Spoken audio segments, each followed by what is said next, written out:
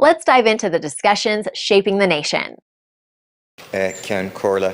Taoiseach, the programme for government refers to we will reform the triple lock legislation, and then it was reported last Friday that a draft law to end the triple lock is shortly going to be brought to Cabinet. I'd like the Taoiseach to provide some detail on this. In what way is the triple lock going to be ended or be reformed? Back in 2013, the Taoiseach, not then Taoiseach, hit the nail on the head when he said that the triple lock is at the core of our neutrality and described the attempt to remove it as an out-of-touch ideological obsession by Fine Gael. Unfortunately, an obsession that the Taoiseach has now adopted, and with even more gusto, it seems, than Fine Gael. The Taoiseach, I think, was in government, you might clarify, when the invasion of Iraq took place. I was on the streets protesting against the invasion of Iraq. I see some other people in the chamber who were also on the streets protesting. I think the Taoiseach was in government, and that government, of course, while not sending troops, because they couldn't under the triple lock, to participate in that invasion, did facilitate the invasion by allowing US troops to go through Shannon Airport. Millions, but 4 million have gone through at this stage. But the triple lock was the one thing that meant that the government could not send troops abroad to participate in a US-led war, invasion, occupation for oil and for profit.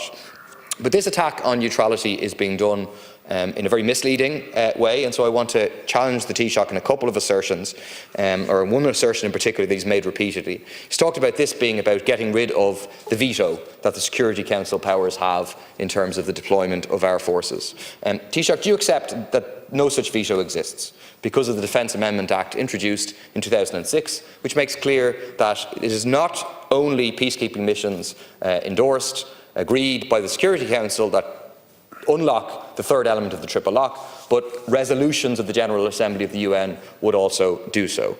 And then, Taoiseach, I think you have a duty to tell people which missions do you want to send Irish troops on that you cannot currently.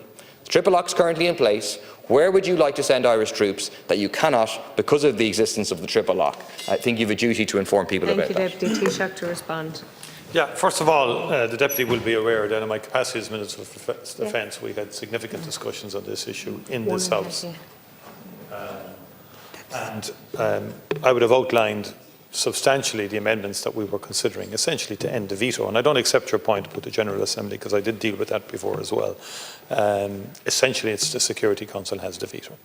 And the Russian invasion of Ukraine has been a fundamental change in terms of the world order and the way Russia is behaving. China has a veto. All the members of the Security Council have a veto. And it was very evident to us when we were on the Security Council, for example, that we had to work extremely hard and with great challenges to get humanitarian corridors open, for example, to northern Syria during that war, to make sure that millions of people would get access to humanitarian aid. Likewise, in respect of in Ethiopia. And we took a lot of heat for insisting on humanitarian corridors to Ethiopia during the war in Tigray. And you may recall during the Security Council we fought to link climate and have a resolution bringing climate security and climate security together. It was vetoed by Russia. So basically, I don't think that any decisions we take in respect of a peacekeeping mission should be subject to a veto by the likes of Russia. Just don't believe it. I think it's crazy. Yeah, but things have changed dramatically.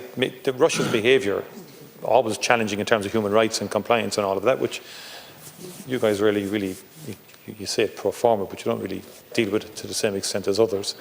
But the point I'm making is, the point I'm making is the Russian invasion of Ukraine, for example. And so, say, we're involved in KFOR. It's a NATO-mandated peace initiative. The European Union may be involved in conflict resolution, be it civil, which we've been involved in as well, where people go to, or future peace agreements. And the UN itself has been supportive of regional approaches. So, for example, the African Union may want peacekeepers to keep the peace in certain conflicts on the African continent. Russia has been sending the Wagner Group into these places. Russia has been manipulating administrations all across the Sahel, promising security in return for coup d'etats and so on like that, and then exploitation of minerals. Are you really suggesting, Deputy, that they should have a veto on whether we participate in the peacekeeping mission or not? No, they do. And it's the Security Council approves peacekeeping missions. That is the reality, and you know that. And so, the triple lock is essentially taking out the Security Council from the decision making. The Dáil has to decide it, the government of the day has Thank to you, decide it. Taoiseach. And anything we decide has to be in Thank you, accordance with Taoiseach. military neutrality and with our constitution. Thank you, Taoiseach. Like, share, and subscribe, and let us know your thoughts in the comments. We'd love to hear from you.